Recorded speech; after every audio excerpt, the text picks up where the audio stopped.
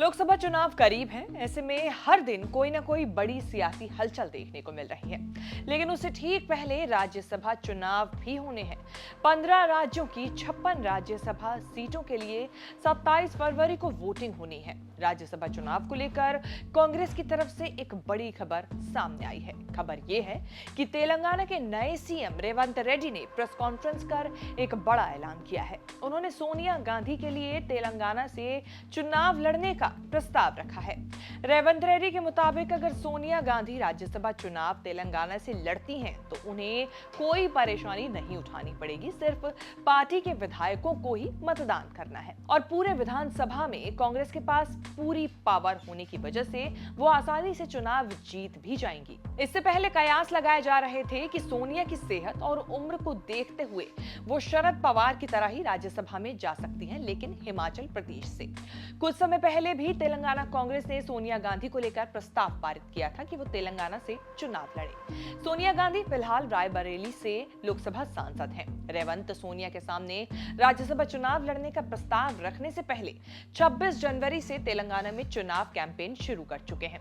लोकसभा की 17 में से कम 12 सीटें जीतने के लिए रेवंत रेड्डी सभी 17 लोकसभा सीटों का दौरा कर रहे हैं। एक लोकसभा सीट की कम से कम 5 विधानसभा सीटों पर रेवंत रेड्डी का कैंपेन होगा। उन 54 सीटों पर रेवंत का फोकस ज्यादा होगा जहां कांग्रेस, बीआरएस या फिर एआईएमआईएम से हार गई थी। और अब ये कैंपेन और भी जोर शोर से चलाया जा सकता है क्योंकि रेवंत सोनिया के आगे राज्यसभा चुनाव लड़ने का प्रस्ताव रख चुके हैं।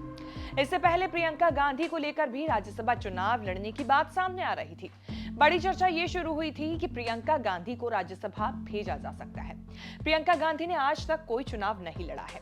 उनको हिमाचल प्रदेश से राज्यसभा चुनाव लड़ाया जा सकता है, ऐसी चर्चाएं थी। पीटीआई की रिपोर्ट के मुताबिक हिमाचल कांग्रेस अध्यक्ष प्रतिभा सिंह ने कहा कि अगर सोनिया और प्रियंका गांधी को ठीक लगे तो हिमाचल से राज्यसभा उनको भेजा जा सकता है। इसे लेकर पार्टी चर्चा करेगी। हालांकि प्रतिभा सिंह ने सोनिया गांधी और प्रियंका गांधी दोनों को ही हिमाचल की सीट से चुनाव लड़ने के लिए प्रस्ताव रखा था। इन दोनों के राज्यसभा चुनाव लड़ने को लेकर अभी ऐसी खबरें चल रही हैं, किसी की भी पुष्टि अभी तक नहीं हो पाई है। बता दें कि हिमाचल में विधानसभा की 68 सीटें हैं। कांग्रेस के पास 40 सीटें हैं, बीजेपी के पास 25 सीटें और 3 सीटें निर्दलीय की हैं। बहुमत के आधार पर कांग्रेस किसी एक को राज्यसभा भेज सकती है। प्रियंका गांधी के लिए इससे सेफ एंट्री कुछ और हो ही नहीं सकती। ऐसा ही कुछ तेलंगाना को लेकर भी कहा जा सकता है सोनिया गांधी के लिए, क्योंकि तेलंगाना में कांग्रेस की बहुमत की सरकार है। तेलंगाना सोनिया के लिए सेफ मानी जा सकती है। अब कांग्रेस के लिए डबल चैलेंज ये होगा कि अगर सोनिया गांधी और प्रियंका गांधी राज्यसभा चुनाव नहीं लड़ती हैं, तो दोनों के लिए लोकसभा चुनाव लड़ने के लिए कोई सेफ सीट ढूंढनी पड़ेगी। अमेठी में राहुल गांधी की हार के बाद रायबरेली की सीट भी सोनिया गांधी के लिए सेफ नहीं मानी जा सकती है।